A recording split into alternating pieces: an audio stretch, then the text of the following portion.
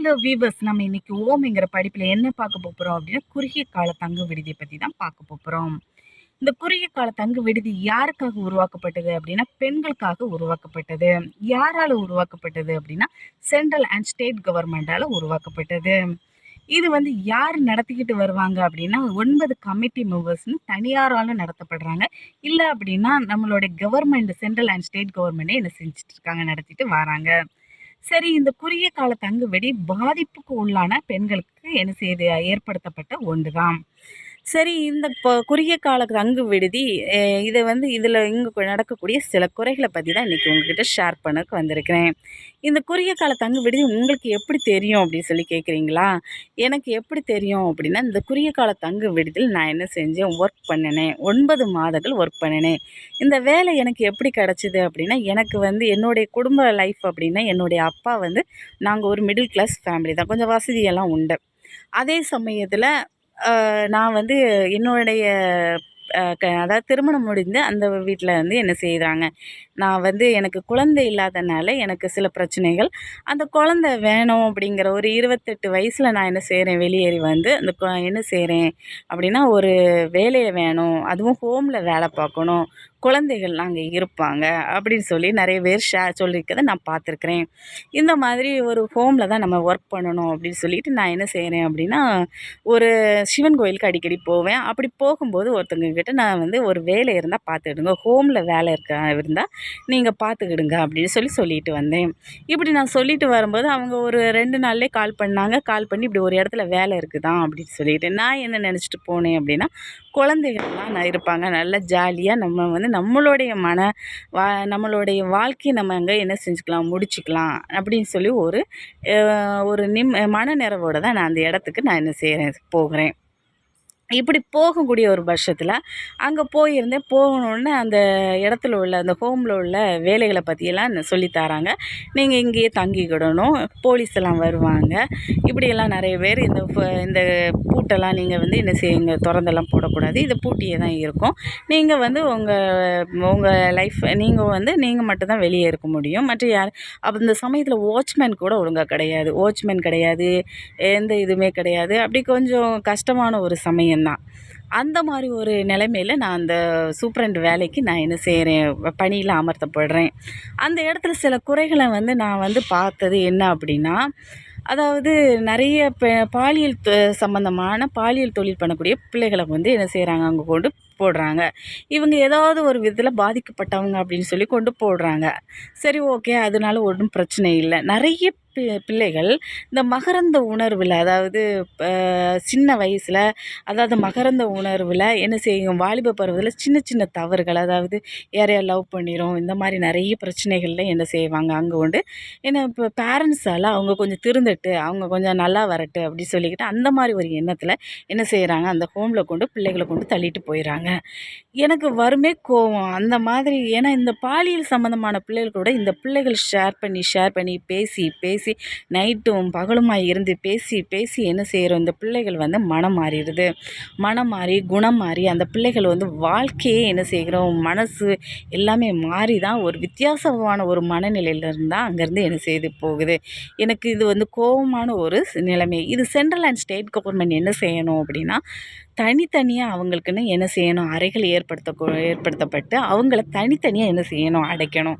அடைச்சி அவங்கவுங்க அந்தந்த பிள்ளைகளும் அந்தந்த ரேக்கில் என்ன இருக்கிற மாதிரி பாதுகாத்துக்கிடணும். இவங்க வந்து அவங்களுடைய தொழில் சம்மந்தமாக இவங்களுக்கு ஷேர் பண்ணுறதும், இந்த மாதிரி ஒரு லைஃப்பை நம்ம செலக்ட் பண்ணால் நல்லா இருக்குமேன்னு சொல்லி இந்த பிள்ளைகள் யோசிக்கிறோம். இந்த மாதிரி ஒரு உணர்வு என்ன செய்யக்கூடாது, வரவே கூடாது.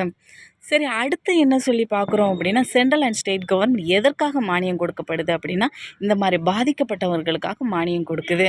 அந்த மானியம் நல்லரிசி சாப்பாடு, எல்லா காய்கறிகள், பழங்கள், எல்லா விஷயத்துக்காக தான் இந்த என்ன செய்யுது, சென்ட்ரல் அண்ட் ஸ்டேட் கவர்மெண்ட் மானியம் கொடுக்குது.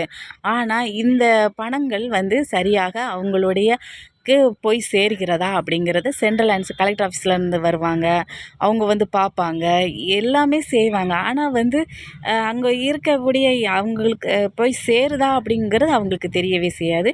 ஏதோ மாதிரி வருவாங்க, அவங்க பாட்டு செக் பண்ணிட்டு போயிட்டே இருப்பாங்க. அதாவது அக்கௌண்ட் நோட்டை நீங்கள் நல்லா பாருங்கள். அவங்கவுங்களுக்கு அதாவது பாதிக்கப்பட்ட குழந்தைகளுக்கு தான் பிரியாணியிலேருந்து எல்லா விஷயங்களும் வாங்கி கொடுக்கப்படுறதா, பழங்கள்னு சொல்லி ரிசிப்ட் ஒட்டியிருப்பாங்க, எல்லா விஷயத்துக்கும் ரிசிப்ட் ஒட்டியிருப்பாங்க. அந்த ரிசிப்ட் எல்லாம் பாதிக்கப்பட்ட குழந்தைகள் சாப்பிட்டு தான் அந்த ரிசிப்ட் ஒட்டியிருக்கப்பட்டதா என்ன செய்யணும், கலெக்டர் ஆஃபீஸில் உள்ளவங்க என்ன செய்யணும், அதை நல்ல நுண்ணுயிரை நம்ம என்ன செய்யணும் அப்படின்னா பார்க்கணும். அடுத்து என்ன சொல்லி பார்க்குறோம் அப்படின்னா, அந்த இடத்துல வந்து ஓரின சேர்க்கைங்கிறது நடக்கும். அதாவது ஓரின சேர்க்கை நைட்டு சில நேரங்கள் அதாவது நிறைய பெண்கள் வந்து எதனால் அங்கே வருவாங்க அப்படின்னு சொல்லி பார்த்தோம் அப்படின்னா, அதாவது வீட்டு பிரச்சனை, சொத்து பிரச்சனைகள், கணவனால் கைவிடப்பட்ட பெண்கள், விதவை பெண்கள், அதாவது தாய் தகப்பனால் என்ன செய்வாங்க அப்படின்னா விரட்டப்பட்ட பெண்கள், அதாவது மனதுயரமான பெண்கள் தான் என்ன செய்வாங்க அந்த ஹோமுக்கு என்ன செய்வாங்க வருவாங்க. அந்த பெண்களுக்கு நான் கன்னி கற்பு பாதுகாப்பான கலாச்சாரத்தை ஏற்படுத்தி கொடுக்கணும். ஆனால் அதே சமயத்தில் அங்கே ஓரின சேர்க்கை நடக்குது, இப்படியெல்லாம் நிறைய பேர் என்ன செய்வாங்க, என்கிட்ட கம்ப்ளைண்ட் பண்ணியிருக்காங்க. அப்படி இந்த அங்கே என்ன தப்பு நடக்குது, இதெல்லாம் யாருமே கண்டுக்க மாட்டாங்களா, இதெல்லாம் எதுவும் செய்ய மாட்டாங்களா, ஒரு நபரால் அதாவது வேலைக்குன்னு போகிறவங்களால கண்டிக்க முடியாது. அதே சமயத்தில் போலீஸ் அங்கே போய் அவங்க என்னென்ன நடவடிக்கையில் இருக்கிறாங்க, அவங்க என்னுடைய பழக்க வழக்கங்கள் எப்படி இருக்குதுன்னு ஒவ்வொரு நிமிஷமும் நோட் பண்ணணும். இதெல்லாம் கரெக்டாக அந்த அந்த குறுகிய கால தங்கு விடுதியில் கண்டிப்பாக அவங்களுடைய பணி பகிர்வை என்ன செய்யணும், செலுத்த வேண்டும். இது நான் நிறைய நாள் நான் நினச்ச கஷ்டம், அந்த இடத்துல வரக்கூடிய ஒரு பெரிய பிரச்சனை, இந்த பெரிய பிரச்சனை தான். அந்த பிள்ளைகளை வந்து கொஞ்சம் வார்ன் பண்ணி அந்த பிள்ளைகள் இந்த மாதிரி தவறுகள் செய்யாதவாறு பாதுகாத்த வேணும். அதே மாதிரி இந்த மாதிரி வந்து அதாவது நிறைய பிரச்சனைகளில் வரக்கூடிய பெண்களும் அதே சமயத்தில் இந்த மாதிரி பெண்களும் ஈக்குவலாக நம்ம அந்த ஒரு இடத்துல இருக்கிற மாதிரி என்ன வச்சுக்கக்கூடாது. அவங்கவுங்களுக்கு தனித்தனி அறைகள், தனித்தனியான ஒரு அதாவது வசதிகளை ஏற்படுத்தக்கூடும். தண்ணீர் வசதியிலேருந்து எல்லா வசதிகளையும் ஏற்படுத்தி கொடுக்க வேணும். பாதிக்கப்பட்ட பெண்கள் அதிகமாக இருக்கக்கூடியது உடல் பலவீனத்தில் இருப்பாங்க, மன பலவீனத்தில் இருப்பாங்க, நிறைய பலவீனமாக என்ன செய்வாங்க இருப்பாங்க, சொல்ல மாட்டாங்க. இந்த மாதிரி ஒரு பிரச்சனைகளை தீர்க்கணும் அப்படின்னா கண்டிப்பாக அதிகமான வசதிகளை ஏற்படுத்தி கொடுக்க வேண்டும்.